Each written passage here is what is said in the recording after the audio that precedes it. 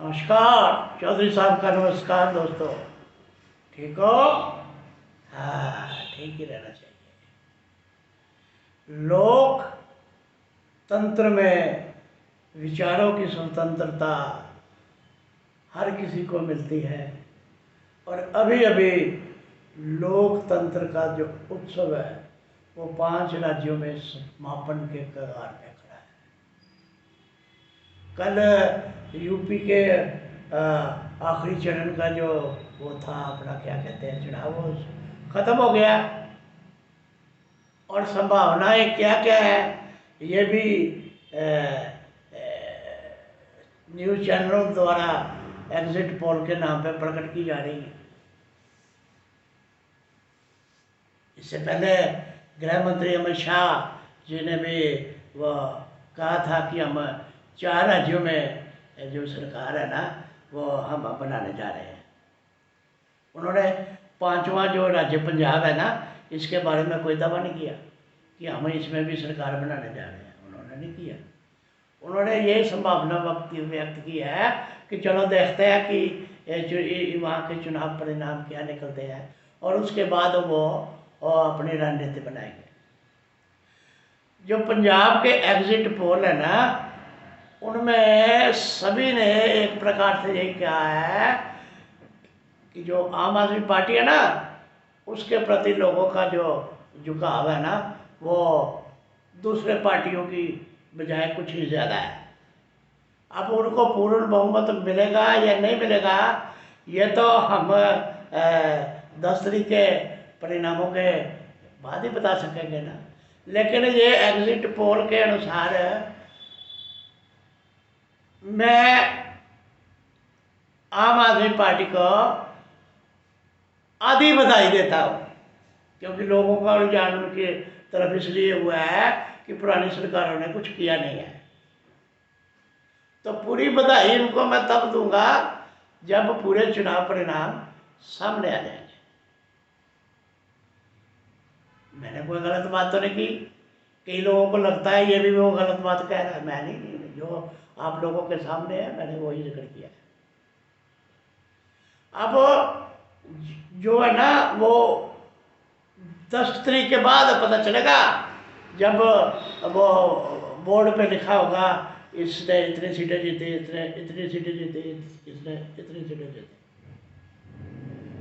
या ये जो एग्जिट पोल है ना ये किसको एग्जिट करते हैं और किसी की एंट्री करते हैं ये 10 तारीख को ही पता चलेगा। लेकिन इन सब बातों से जो चीज़ मूल रूप से सामने निकल के आती है ना वो ये है कि कांग्रेस का जो है ना वो अपना जनाधार वो काफ़ी हद तक सिमटता हुआ नजर आ रहा है।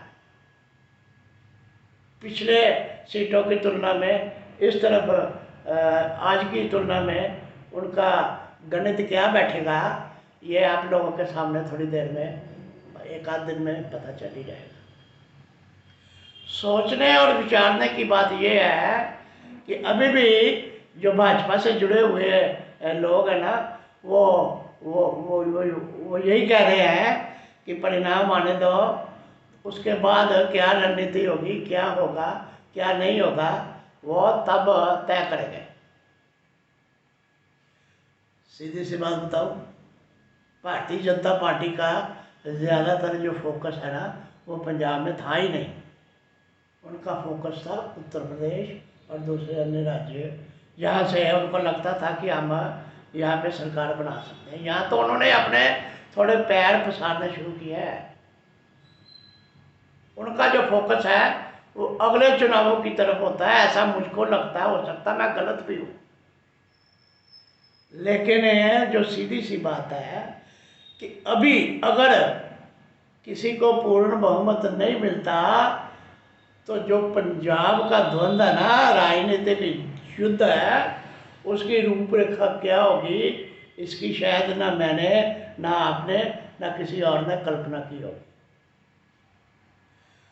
असल में राजनीति में वो सब कुछ वो कहते हैं ना माफ है। वो एक कहावत नहीं कहते everything is fair in love and war.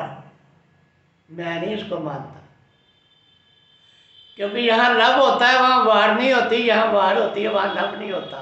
तो इसमें लव को बीच में मत घसीटो। लव एक बहुत सच्ची सुच्ची और बेहतरीन परंपरा है। ये अपने फायदे के लिए लोगों ने ये कहावत बनाई है, everything is fair in love and वार। कोई फेयर फूर नहीं होता। मैंने कोई गलत बात तो नहीं की। मेरी बात एक और ध्यान से सुनो।